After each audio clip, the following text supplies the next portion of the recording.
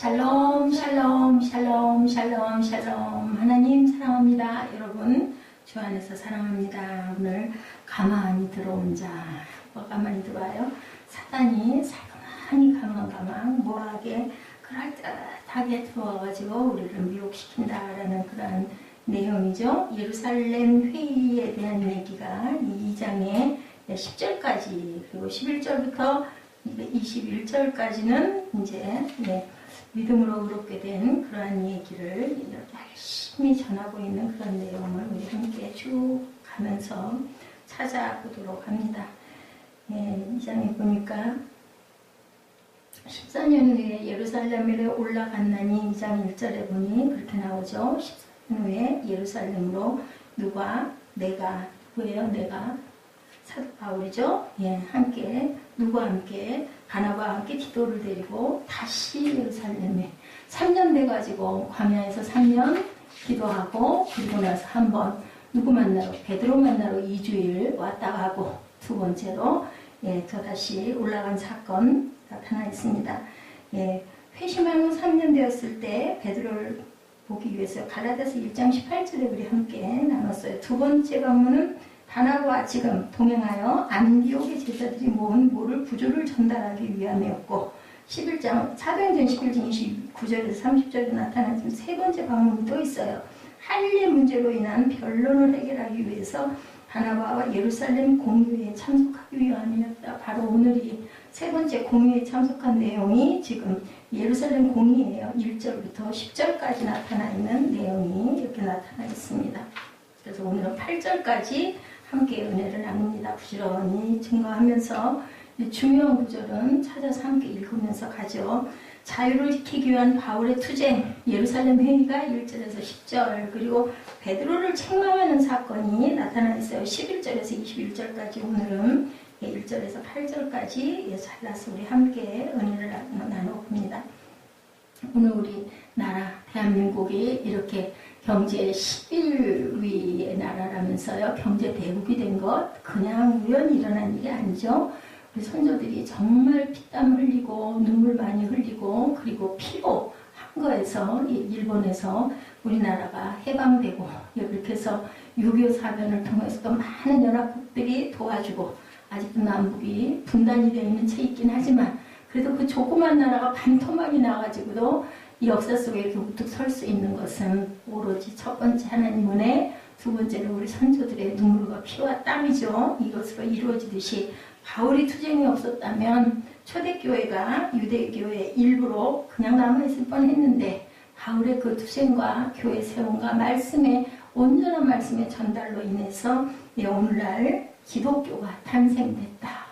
보니 그렇죠? 신약의 사복음서 외에는 거의가 다 그죠? 바울의 영향으로 유다서 같은 이런 얘기 짤막짤막한 디모데 전후서 이런 얘기 모든 그 성경이 신약의 모든 거의 다의 그 성경들이 전부 다 바울로 인한 그런 내용으로 그리고 어디로 이어져 있어요. 사도행전에 다 연결이 되어 있는 역사를 볼 때 우리가 정말 선교, 전도 이게 생명이죠. 하나님 우리를 세상에 내주신 것도 하나님의 나라를 너희들이 알고 모든 이들에게 예수를 증거하라고 우리를 세상에 나와서 살게 해주신 은혜다.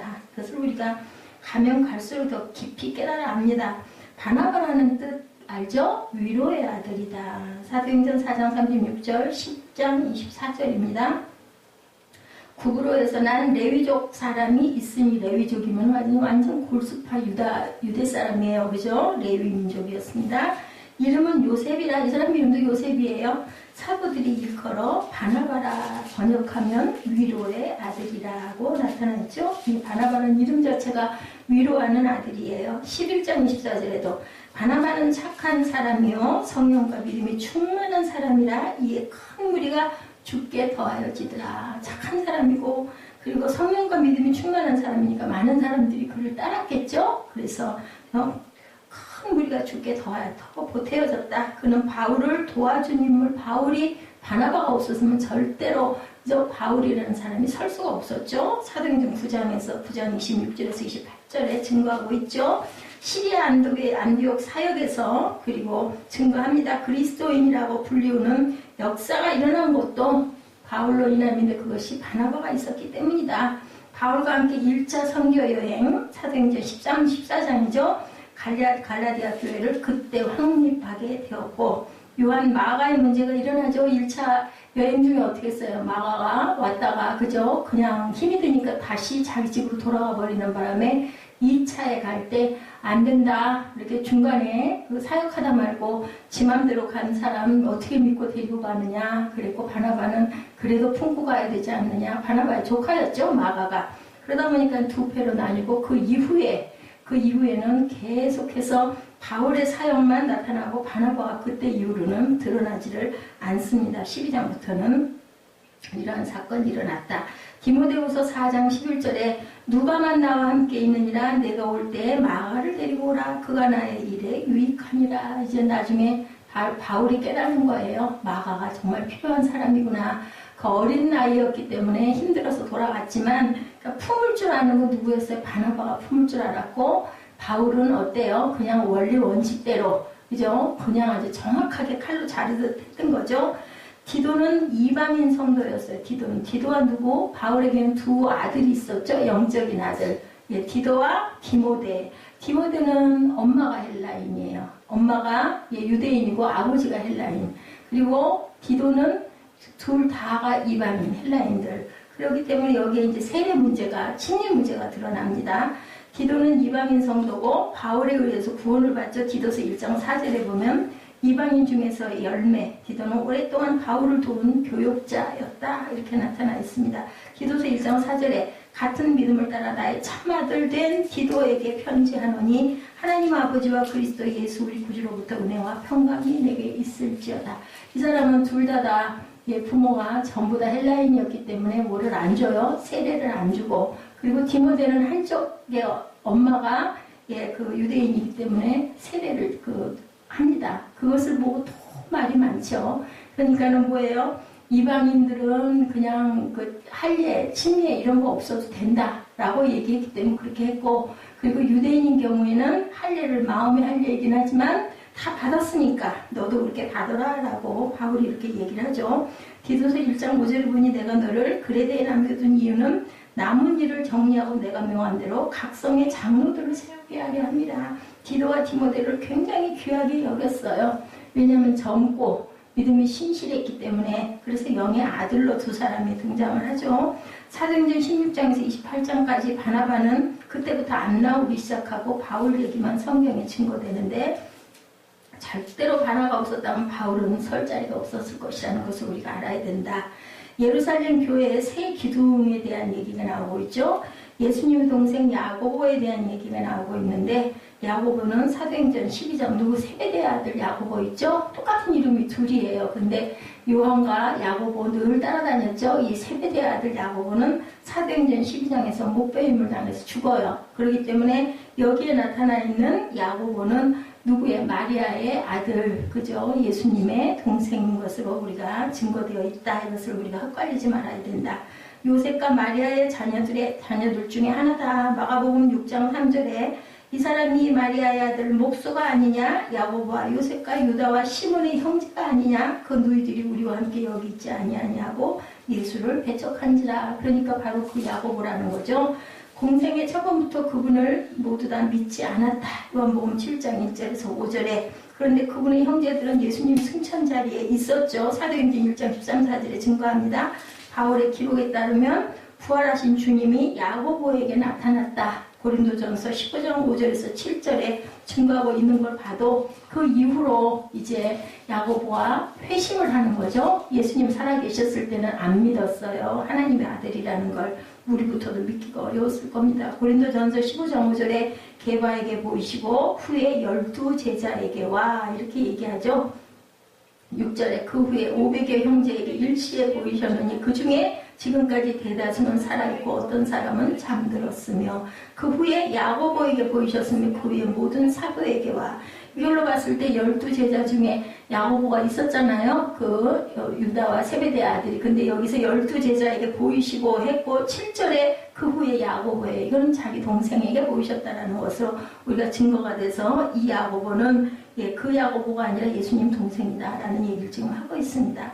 그는 십자가 사건 전에 구원받고 부활하신 주님을 만나죠. 그는 예루살렘 교회의 대표가 됩니다. 나중에 모든 회의의 결정자도 예수님 동생 야고보로 보고 있다. 세베대 아들 야고보는 아니라는 거예요. 사도행전 15장 그리고 21장 18절에 증거합니다. 21장 18절에 보니 그 이튿날 바울이 우리와 함께 야고보에게로 들어가니 장로들도 다 있더라. 아마도 야고보서도 이 야고보가 예수님의 동생 야고보가 기록했을 것이라고 본다는 거죠. 그 뒤 14년으로 본문 1절입니다. 그 뒤 14년이 지나서 바나바와 함께 디도도 데리고 예루살렘에 다시 간다. 갈라디아서 1장 18절에 증거합니다. 그 후 3년 만에 내가 게바를 방문하려고 예루살렘에 올라가서 그와 함께 15일을 머무는 동안 사도행전 15장 1절에 어떤 사람들이 유대로부터 내려와 형제들을 가르치되 너희가 모세의 법대로 할례를 받지 아니하면 능히 구원을 받지 못하리라 하니 바울 및 바나바와 그들 사이 적지 않은 다툼과 변론이 일어난지라 형제들이 이 문제에 대하여 바울과 바나바 및 그 중에 몇 사람을 예루살렘에 있는 사도와 장로들에게 보내기로 작정하니라. 서로 이제 의견 다툼이 일어나는 거죠. 할례 문제로 인해서 할례를 받는 것은 구약의 율법으로 돌아가는 것이다. 직통 전화가 있기 전에 누가 있었어요? 교화문헌이 있었죠. 옛날 드라마 보니까 그 큰 전화기 그리고 자동차의 카폰 그죠? 그 시대가 분명히 있었습니다. 정말 편리한 시대가 된 거예요. 또 삐삐가 있었죠. 삐삐가 왔는데 전화 거느라고 막 공중전화 박스 찾고 그 헤매던 일 있었는데 지금은 어때요? 손에 다 각각 휴대폰 들고 다니면서 그걸로 문자하고 전화 걸고 그죠? 얼마나 편리하고 빨라요. 근데 왜 요즘엔 더 복잡할까? 더 정신이 없을까 싶습니다. 어쨌든 구약도 제사장이라는 중간 다리가 있었어요. 교환원처럼 지금은 예수님이 십자가에 못 박혀 돌아가시면서 휘장이 끊어 찢어졌기 때문에 우리는 직통전화를 하고 있는 거라는 얘기를 하고 있습니다. 할례의 참된 의미 에레미야 4장 1절입니다. 지금도 세례나 침례를 구원의 증표로 여기는 이들이 있는데 에레미야 4장 1절에 보니까 야훼께서 이르시되 이스라엘아 내가 돌아오려거든 내게로 돌아오라. 내가 만일 나의 목전에서 가증한 것을 버리고 내가 흔들리지 아니하며 진실과 정의와 공의로 야훼의 삶을 두고 맹세하면 나라들이 나로 말미암아 스스로 복을 빌며 나로 말미암아 자랑하리라. 여호와께서 유다와 예루살렘 사람에게 이와 같이 이르노라. 너희 묵은 땅을 갈고 가시던 물에 파종하지 말라. 유대인과 예루살렘 주민들아 너희는 스스로 할례를 행하여 너희 마음가죽을 베고 나 야훼께 속하라. 그리하지 아니하면 너희 악행으로 말미암아 나의 분노가 불같이 일어날 거니 일어나 사르리니 그것을 끌 자가 없으리라. 예레미야 선지자가 이렇게 예언을 했었던 거죠. 그런데 예수님이 오셔가지고 그런 걸 폐했다라는 겁니다. 로마서 2장 25절에 내가 율법을 행하면 할례가 유익하나 만일 율법을 범하면 내 할례는 무할례가 되느니라. 이렇게 말씀합니다. 26절에 그런즉 무할례자가 율법의 규례를 지키면 그 무할례를 할례와 같이 여길 것이 아니냐. 또한 본래 무할례자가 율법을 온전히 지키면 율법 조문과 할례를 가지고 율법을 범하는 너를 정죄하지 아니하겠느냐. 그러니 너희는 율법을 지키는 것이 중요하고 마음의 할례가 중요하다는 거죠. 28절에 무릇 표면적 유대인이 유대인이 아니요 표면적 육신의 할례가 할례가 아니니라. 오직 이면적 유대인이 유대인이며 할례는 마음에 할지니 영에 있고 율법 조문에 있지 아니한 것이라. 그 칭찬이 사람에게서 난 것이 아니요 다만 하나님께서 라고 얘기합니다. 하나님께서니까 너희들 마음밭에 할례를 해라. 바울과 바나바가 진리를 제시하자 문제가 점점 더 커져서 예루살렘 회의가 일어났어요. 2절에 계시에 의해 즉 하나님의 특별 명령에 따라 계시를 따라 올라간 내가 이방인 가운데 전파한 복음을 그들에게 제시하되 유력한 자들에게 사사로이 한 것을 내가 다름질하는 것이나 다름질한 것이 헛되지 않게 하렵니다. 복음 전달을 합니다. 15장 사도행전 15장 4절입니다.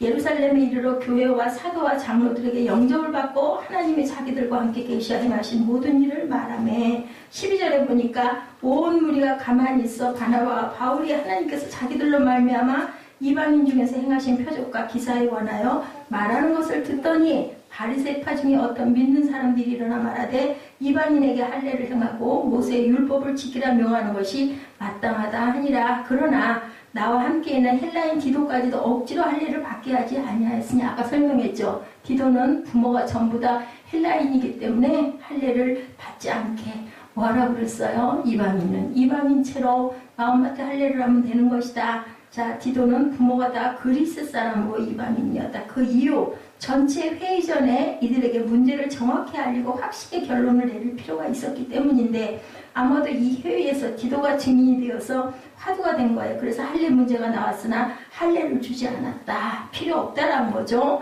초대 유대인 그리스도인들은 굉장히 이해하기가 어려웠을 것이다. 도대체 왜 할례를 안 줘? 할례를 받아야 하나님의 자녀가 아니야? 였던 거죠. 디모데의 경우는 할례를 주죠. 사도행전 16장 1절에서 3절 보면 나타나 있습니다. 왜냐하면 어머니가 유대인이기 때문에 할례를 줍니다. 반 이방인, 반 유대인이에요. 유대인들을 실족시키지 않으려고. 유대인들은 할례를 받으니까 너도 엄마가 유대인이니까 할례를 받아라. 디도는 둘 다 그리스인이고 그 헬라인이기 때문에 할례 받을 필요가 없다라는 거죠. 야고보도 같은 결론을 내립니다. 사도행전 15장 13절에서 21절에 야고보 사도가 모든 것의 마지막 결론을 내리는 사도였었다고 아까 증거했었죠. 사도행전 15장 19절에 보니까 그러므로 내 의견에는 이제 야고보가 얘기하는 거예요. 이방인 중에서 하나님께로 돌아오는 자들을 괴롭게 하지 말라. 그거 모르고 그렇게 오는 사람들은 그걸 할례까지 받게 하면서까지 그렇게 힘들게 하지 말라는 거죠. 20절에 다만 우상의 더러운 것과 음행과 목매어 죽인 것과 피를 멀리하라는 편지하는 것이 옳으니 이는 예로부터 각성에서 모세를 전하는 자가 있어 안식일마다 회당에서 그 글을 읽음이라 하더라. 이유가 4절에 나타나 있어요. 본문 4절에 알지 못하는 사이에 기어들어온 거짓 형제들, 자유를 가로채려고 하는 고린도나 갈라디아 지방에 나타난 이는 가만히 들어온 거짓 형제들 때문이라. 그들이 이상한 복음을 얘기를 하는 거죠. 그들이 가만히 들어온 것은 그리스도 예수 안에서 우리가 가진 자유를 엿보고 우리를 뭘로? 종으로, 뭐의 종으로? 사탄의 종으로 삼기 위해서 이렇게 한 거다. 지금도 이런 자들이 있다. 누가 구원받으면 아니라고 말하고 뭔가를 더 해야 된다고 주장. 우리 지난 갈라디아서 1장에 계속 얘기를 했죠. 절대로 그렇게 할 필요가 없다는 거죠. 환난을 통과하고 구원과 모든 것들을 상실한다 그렇게 하면 주장하는 자들이 그렇지 않으면 구원을 잃는다고 하는 자들. 5절에 한 시간도 굴복하지 않았다. 복음에는 할례와 율법이 있을 자리가 없다. 갈라디아서 5장 1절에 4절에도 증거합니다. 5절에 보니 그들에게 우리가 한시도 복종하지 아니하였으니 이는 복음의 진리가 항상 너희 가운데 있게 하려 함이라. 즉 신약과 구약을 확연히 구분해야 된다. 이렇게 디모데후서 2장 15절에 보니까 너는 진리의 말씀을 옳게 분별하여 부끄러울 것이 없는 일꾼으로 인정된 자로 자신을 하나님 앞에 드리기를 힘쓰라. 망령되고 헛된 말을 버리라. 그들은 경건하지 아니하며 점점 나아가나니 그들의 말은 악성 종양이 퍼져나간 것 같은데 그 중에 후메네오와 빌레도가 있느니라. 이런 사람들처럼 그렇게 이상한 복음을 받아들여가지고 악성 종양처럼 퍼져나가게 하면 안 된다. 그래서 6절에 보니까 예루살렘의 유명한 자들 아무도 그의 사역이 관련이 없는 자들이 드러나는 것이 갈라디아서 2장 6절 내용입니다. 유력하다는 이들 중에 본래 어떤 이들이든지 내게 상관이 없으며 하나님은 사람을 뭘로? 외모로 절대로 취하지 아니하시라니. 저 유력한 이들은 내게 의무를 더해준 것이 없고 하나님은 외모를 보지 않는다. 1000명, 10,000명 교회가 문제가 아니라는 거예요. 숫자가 문제가 아니다. 우리 전하는 자들은 뭐가 분명하게 말씀을 온전하게 전하는 임무를 수행하면 된다. 7절에 바울은 이방인 사역, 베드로는 무슨 사역? 유대인 사역이죠. 그죠? 그 당시에는 둘 다가 중요했는데 갈라디아 2장 7절 보니까 도리어 그들은 내가 무할례자에게 복음 전함을 맡은 것이 베드로가 할례자에게 맡은 것 같은 것을 보았고 8절에 바울과 베드로에게 동일하게 사역을 맡기신 하나님 같다라는 얘기죠. 베드로에게 역사하사 그를 할례자의 사도로 삼으시니가 또한 내게 역사하사 나를 이방인의 사도로 삼으셨느니라. 누가 그렇게 했다고요? 하나님께서 우리를 베드로나 바울이나 똑같이 사도로 삼으셨다. 이건 사람이 한 게 아니라 하나님이 하셨다.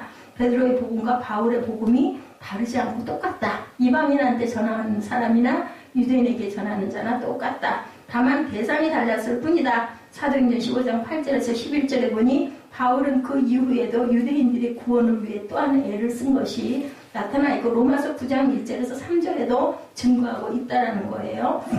우리 그 부분 봅니다. 사도행전 15장 8절부터 우리 11절까지 함께 합독해서 읽어봅니다. 또 마음을 아시는 하나님이 우리에게와 같이 그들에게도 성령을 주어 증언하시고 믿음으로 그들의 마음을 깨끗이 하사 그들이나 우리나 차별하지 아니하셨느니라. 그런데 지금 너희가 어찌하여 하나님을 시험하여 우리 조상과 우리도 능히 매지 못하던 멍에를 제자들의 목에 두려느냐. 그러나 우리는 그들이 우리와 동일하게 주위에서의 은혜로 구원받은 줄을 믿노라 하니라. 그죠? 복음은 똑같다라는 거죠. 그 다음에 로마서 9장 1절에서 3절에도 증거합니다.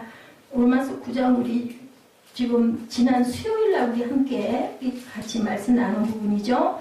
내가 그리스도 안에서 참말을 하고 거짓말을 아니하노라. 나에게 큰 근심이 있는 것과 마음이 그치지 않는 고통이 있는 것을 내 양심이 성령 안에서 나와 더불어 증언하노니, 얘기하죠. 나의 형제 곧 고륙의 친척을 위하여 내 자신이 저주를 받아 그리스도에게서 끊어질지라도 원하는 바로라. 우리 엊그저께 수요 예배에서 그죠? 내가 정말 그리스도에게 내가 끊어지더라도 나는 내 자녀들이 아니면 내 친척들이 내 주변 사람들이 예수 믿기를 정말 내가 이렇게 원한다고 했어요. 바울의 고뇌라고 얘기를 했죠. 그 부분을 우리가 함께 은혜를 나눴습니다. 어떤 처녀에게 같은 교회 다니는 한 총각이 말합니다. 내가 깊이 기도하는 중에 하나님께서 나에게 계시를 주셨는데 당신하고 결혼하래. 이런 얘기를 듣고 이 자매는 엄청 근심을 합니다. 도대체 이걸 어떻게 하면 좋아? 하나님이 그 청년한테 나타나셔가지고 나랑 같이 결혼하라고 했다는데 이걸 아마 그 청년이 마음에 안 들었던가 봐요. 고민을 하다 나중에 대답을 합니다. 깊은 고민에 빠졌어요. 그러다가 다시 대답을 하기를, 하나님이 내가 기도하는 중에 나타나셨는데 그 청년하고 당신하고 결혼하지 말라고 그러셨어요. 그래서 그 자리를 피했다라는 그런 얘기가 있습니다. 정말 우리가 정말 어려운 일이고 두려운 일이고 조심해야 될 부분이 요즘에 보면은 뭐 이렇게 해서 응답을 받았는데 하면서 얘기를 하는 거. 어떤 그 목사님 한 분이, 개척교회 목사님 한 분이 어느 교회 목사님을 찾아와가지고 그렇게 얘기를 하더래요. 기도하는 중에 하나님께서 당신한테 좀 가보면 도와줄 거라고 가보라고 그랬다고. 이 목사님이 꼼짝을 못하고 도움을 줄 수밖에 없었다라는 얘기. 그렇다면 고넬료 사건 여러분들 아시죠? 고넬료에게도 나타나고 베드로에게도 나타났잖아요. 그죠? 거기 베드로에게 가라. 베드로에게는 누가 올 것이다. 그를 따라가라. 얘기가 이렇게 성령이 알려주시는 거면 양쪽에 똑같이, 그러면 도움 줄 사람한테 누가 올 거니 너 좀 걔를 도와줘라 할 것이지 왜 기도하는 사람에게만 얘기를 하고 도움을 줄 사람한테는 얘기를 하지 않았느냐는 거죠. 정말 조심해야 될 거다. 참 그러니까 마지막 종말 때 그저 우리 구원과 그 우리의 부활을 정말 믿을까? 왜 이렇게 눈에 보이는 그런 더군다나 기도한다는, 아까도 얘기했지만 장로고 목사고 집사고 권사고가 상관이 없는 거예요. 예배 때나 말씀, 또 말씀도 우리도 그날 어제 그런 얘기랑 똑같은 얘기를 하면서 너무너무 놀라웠던 게 뭐냐면 전부 다 내가 복음을 만드는 거야. 복음에 있는 말씀을 자기 합리화를 해서 하나님의 뜻이 이렇게 되라고 우리를 이렇게 만나게 했고, 그리고 이제 그 장모님은 완전히 습성. 어떻게 그렇게 여자들도 많을까? 어떻게 그렇게 많은 사람들 이렇게 돌아가면서 이렇게 똑같아 하는 게 휴대폰 가슴에 다 안고 자고 절대로 손끝도 못 닿게 하고, 그러다가 하나가 끊어지고 나면 그 다음에 또 싹 이렇게 해가지고 또 좀 싹 이렇게 해놓고 어쩜 이렇게 사단의 그 계책은 가만히 들어오는 거죠. 그럴듯하게 달콤하게 그죠? 보암직하고 먹음직하게 들어온다. 똑같다. 사단이 하는 것은. 사람은 틀린데 어떻게 그렇게 똑같냐고요. 얘기를 듣다 보면 너무너무 닮았다는 거죠. 하나님은 요셉과 마리아 두 사람에게 다 같이 천사를 보내서 그들 두 사람이 결혼하는 것이 하나님의 뜻이라고 얘기했으니, 아까 얘기한 것처럼 정말로 성령께서 우리에게 알려주신다면 받은 자나 해줄 자나 똑같이 같은 말씀을 하셔야 된다는 거죠. 그래서 그 목사님은 그 분이 오셔서 얘기하는 거를 거절할 수가 없었다고. 참 착한 분이에요. 그죠? 저 같으면 안 해줘요. 얄미워서. 백부장 고넬료가 기도하고 있을 때 하나님의 사자가 지금 사람을 보내 욥바에 머물고 있는 베드로를 청하라. 그리고 베드로에게도 알려줬다라는 거죠. 예, 마리아와 요셉에게 알려주듯이 요즘에는 시한부 종말론, 종교다원주의 등으로 한국 교회가 엄청난 몸살을 앓고 있다. 우리는 정말 평강한 바닷 가운데 서 있는 사람들이고 무서운 세상이 지금 아주 들끓고 있는 거예요. 종교다원주의는 구원받은 길이 여러 가지가 있다. 그래서 천주교가 온전한 구원을 못 이룬다라는 거죠. 뭐 불교든 이슬람교든 다 똑같이 가는 길은 조금씩 다르지만 똑같다라고 얘기하는 거 잘못된 거죠. 왜냐하면 성경 말씀이 그렇지를 않잖아요. 오직 구원은 누구에게만 있다? 믿는 자에게 누구를 우리를 이처럼 사랑하셔서 독생자를 주셨으니 그를 믿는 자마다라고 했거든요. 근데 아니라는 거죠. 그래서 참된 종교는 기독교 하나밖에 없다. 다른 모든 종교는 기독교를 흉내내는 종교일 뿐이다라고 칼빈이 얘기했습니다. 갈라디아서 1장 7절에서 8절이죠. 다른 복음은 없나니 다만 어떤 사람들이 너희를 요란케 하여 그리스도의 복음을 변하게 변질시키려고 한다라는 거죠. 그러나 우리나 혹 하늘로부터 온 천사라도 우리가 너희에게 전한 복음 외에 다른 복음을 전하면 뭐를 받으라? 저주를 받을지어다. 우리 1장에서 이 말씀 이게 중심이었죠. 저주를 받을지어다. 우리 중보자도 오직 누구다? 예수님 한 분뿐이죠. 그래서 우리가 예수님 이름으로 기도했습니다. 근데 어떤 교회는요 끝에가 예수님 이름으로 기도했습니다를 안 해요. 그냥 기도하고 말아서 정말 이상하다. 왜 예수님이 중간에 계신 분을 꼭 그 다리 예수님께서 계시기 때문에 우리가 직통이 허락이 된 거거든요.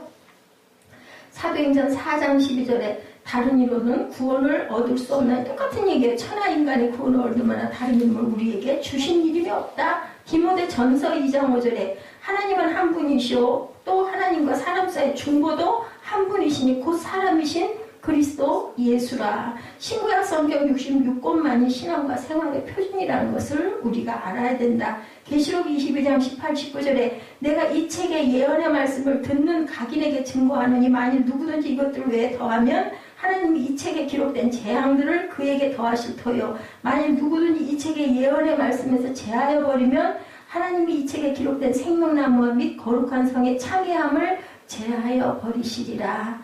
예수님은 마태복음 24장에서도 종말의 현상에 대하여 말씀하시죠. 종말에는 이런 이단과 거짓 사이비들이 우죽순처럼 난무할 것이라고 말씀해 주셨어요. 그런데 지금이 바로 그때가 아닌가 싶어요. 어떻게 성경을 그렇게 이상하게 틀어가지고 그죠? 우리 이단들은 보면 맨 마지막에 보면 우리가 교주, 우리가 뭐 하나님이다, 우리가 성령이다, 우리가 뭐 예수님이다 이렇게 말도 안 되는 그 소리 또 넘어가는 사람들은 뭐냐고요? 참 그것도 참 기가 막히죠. 신흥 사이비 종교들은 그러니까 성경 공부 무서워. 이 성경 공부 꼭 해야 되는데 누가 성경 공부 가르친다고 그러고 누가 성경 공부 간다고 그러면 이상하게 쳐다보여지는 현상. 이거 정말 문제죠. 이단의 정의 우리 너무 잘 알죠? 예, 공인된 신앙 고백이나 교리를 거부하고 반대하거나 다른 주장을 하는 집단이다. 끝단이죠. 끝단이 끝이 다르다는 거죠. 예, 말의 한자적인 의미는 끝이 다르다. 그들도 우리와 같이 성경도 있고 찬송도 있고 기도도 해요. 불교도 기도하잖아요. 다 기도한다고 그러죠? 결국 그들은 영생이 아니라 멸망, 천국이 아니라 지옥, 축복이 아니라 저주, 예수의 종이 아니라 자기의 종이 되게 하여서 우리가 믿음으로 다름질하는 것을 헛되게 하는 것을 우리가 정확하게 판단할 줄 알아야 된다.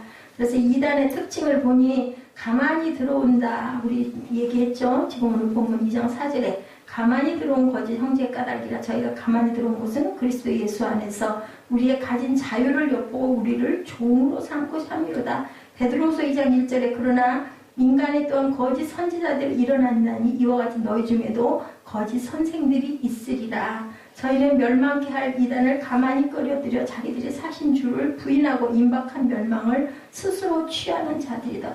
왜 이렇게 할까요? 예, 그게 영생이 있고 그죠? 우리가 분명히 부활이 있다라는 걸 믿으면 이럴 수 없을 것 같은데 세상에서 잠깐 살다 가는 건데 왜 이렇게들 하는지 저는 정말 이해가 안 돼. 유다서 1장 4절에도 이는 가만히 들어온 사람 몇이 있음이라. 저희는 옛적부터 이 판결을 받기로 미리 기록된 자니 경건치 아니하며 우리 하나님의 은혜를 도리어 세교거리로 바꾸고 홀로 하나이신 주제 곧 우리 주 예수 그리스도를 부인하는 자니라. 가만히 들어온다는 말은 일종의 간첩처럼 몰래 스며들어온다라는 것이라는 것을 우리가 알아야 된다. 그들의 목적은 신실한 교인들이 눈치채지 못하게 활동하고 결국에 교인들의 신앙을 해치고 교회를 와해시키는 것이다. 헌금 많이 한다고 그래가지고 막 거기에 엄청난 교만을 부어가지고 사람을 망하게 하는 거. 이게 바로 이단 사탄들이라는 것을 우리가 알아야 된다는 거죠.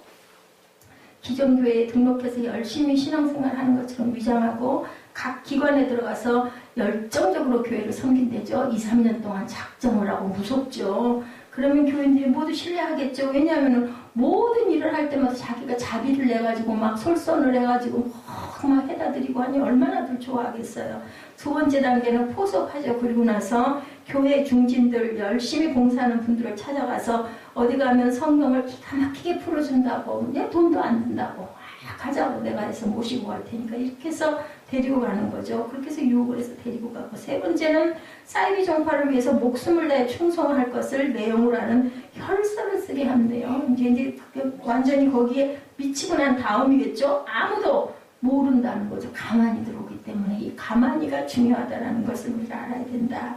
이는 가만히 들어온 거짓 형제인 까닭이다. 자, 갈라디아서 2장 4절에 엿본다고 얘기합니다. 엿본다는 말은 파괴하고 해치기 위해서 호시탐탐 기회를 노린다는 뜻으로 정탐꾼이라는 말에서 유래가 됐다고 합니다.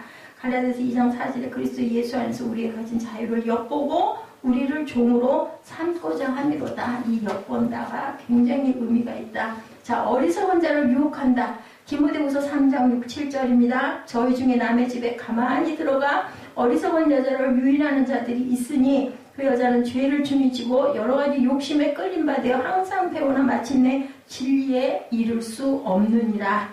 예, 여기서 말하고 있는 어리석은 여자란 거짓 교사들에게 잘 속아 넘어가는 어수룩한 사람들이다.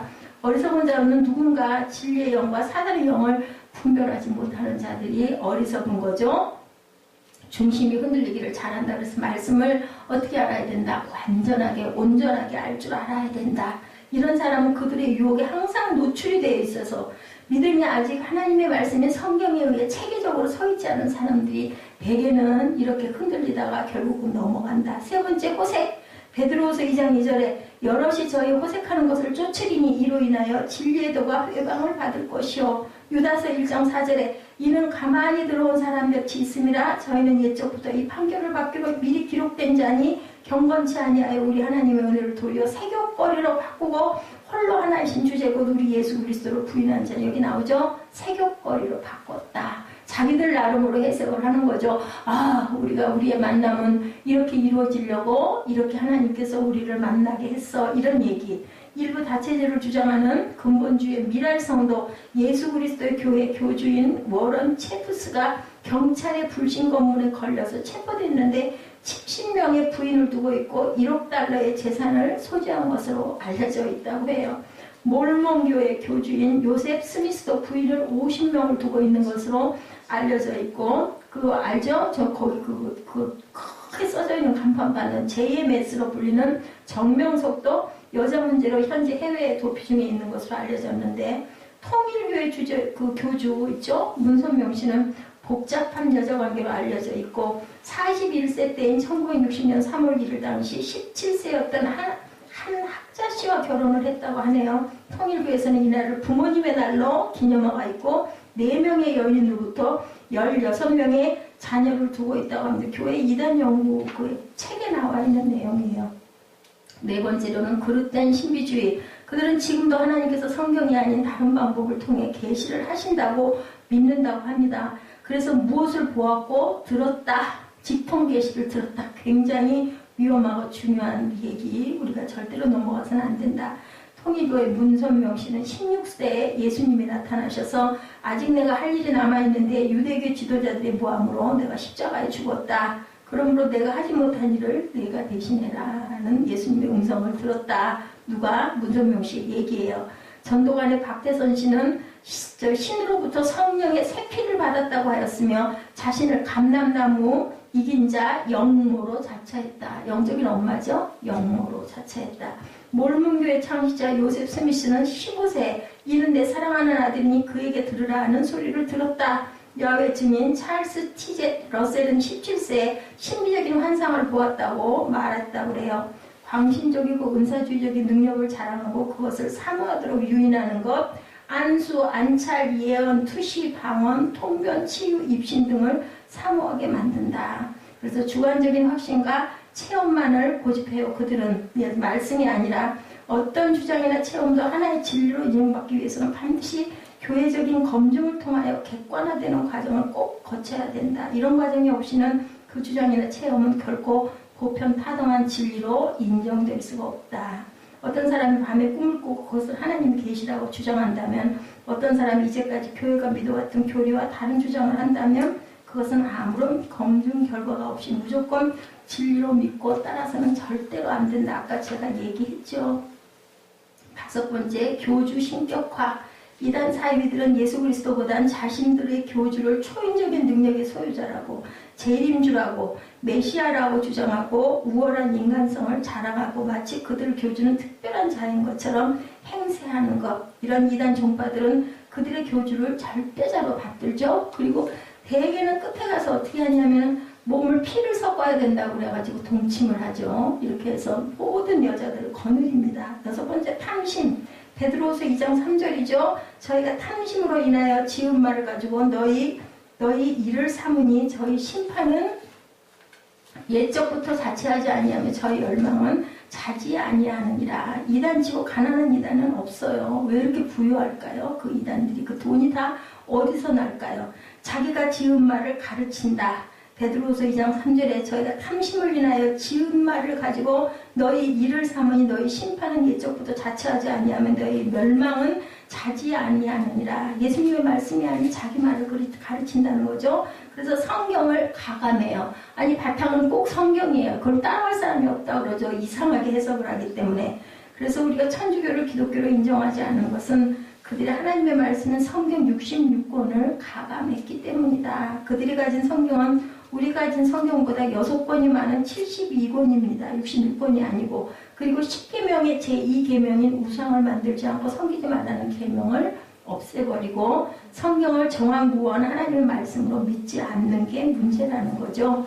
통일교는 성경 외에 성약서, 원리강론이라는 책을, 전도가는 피의 복음이라는 책을, 몰몬교는 몰몬경을, 크리스찬 사이언스는 과학과 건강을, 야훼의 증인은 세세계 번역 성경을 각각 가지고 있다고 합니다. 이단 종파들은 그것들을 모두 그들의 정경으로 여기고 신앙과 생활을 표준으로 삼고 이것을 가리켜 독일의 교수는 왼손의 성경이라고 했다고 그래요.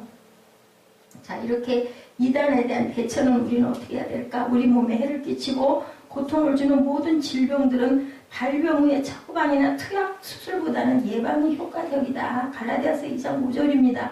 우리가 일시라도 복종치 아니하였으니 이는 복음의 진리로 너희 가운데 항상 있게 하려 함이라. 말씀으로 무장된 사람은 이단의 먹이가 절대로 되지 않는다. 그래서 말씀이 이렇게 중요하다. 진리에 대해서 한 걸음 물러서서 비진리와 타협하려고 할 때 진리는 완전히 사라져버리게 된다. 마치 댐에 작은 구멍이 나면 그 구멍으로 인하여 댐 전체가 무너지는 것처럼 비진리에 대해서 조금이라도 양보를 하면 진리는 완전히 파괴되어 버린다는 거죠. 그래서 우리는 그것을 경계해야 된다. 요한일서 10절에서 11절 이단에 속한 자는 모두 하지 말라, 인사도 하지 말라. 10절입니다. 누구든지 이 교훈을 가지지 않고 너희에게 나아가거든 그를 집에 들이지도 말고 인사도 하지 말라. 그에게 인사하는 자는 그 악한 일에 참여하는 자입니다. 디도서 3장 10절에 한두 번 훈계한 후 멀리하라. 진리 문제에 있어서만은 절대로 단호해야 된다. 이단에 속한 사람을 한두 번 교훈 후에 꼭 멀리해야 된다. 이단은 과거에도 현재에도 미래에도 일어날 것이며 그들의 본질은 결코 변하지 않는다. 항상 시대와 문화에 따라 다르게 나타나요. 분명한 것은 대부분의 사이비들은 일시적이고 간헐적이라는 것을 우리가 꼭 알아야 된다. 그래서 그 지도자가 죽거나 사라지면 이단도 끝이 난다. 이단에 빠지면 가정 파탄, 경제 파탄, 신세 파탄, 신앙 파탄으로 마귀의 밥이 되고 만다라는 것. 자, 이단 사이비들은 기존 교회들에 대해서 많은 불평과 불만을 가진 자들로 현실 도피주의자들이 대부분이고 결코 이런 유혹에 끌려가지 말고 다른 신앙, 다른 생활을 지켜나가야 된다는 게 이단에 대한 경고예요. 그래서 지금까지 제가 말씀드린 그 7가지 자기가 지은 말을 가르치는 이들 이단에 대한 대처는 하나님의 말씀을 온전하게 바르게 알 줄 알아야 된다. 그래서 정말 중요한 것은 뭐 환시나 투시나 무슨 예언이나 뭐 축사나 이런 부분들에 너무 연연해서는 안 된다. 그게 성경이 있기는 하지만 그런 것들이 나타나는 경우는 정말 극히 꼭 필요한 어떤 경우 외에는 이렇게 수시로 비일비재하게 그 사람이 어떤 도구를 통해서 나타나는 것이지 그것이 사람 자체가 그런 게 아니거든요. 이런 부분에 우리가 절대로 속지 말아야 된다는 거죠. 이 본문 갈라디아서 2장 1절에서 우리 8절까지 우리 함께 합독하시고 기도하는 시간 갖도록 합니다. 갈라디아서 2장 1절에서 8절입니다.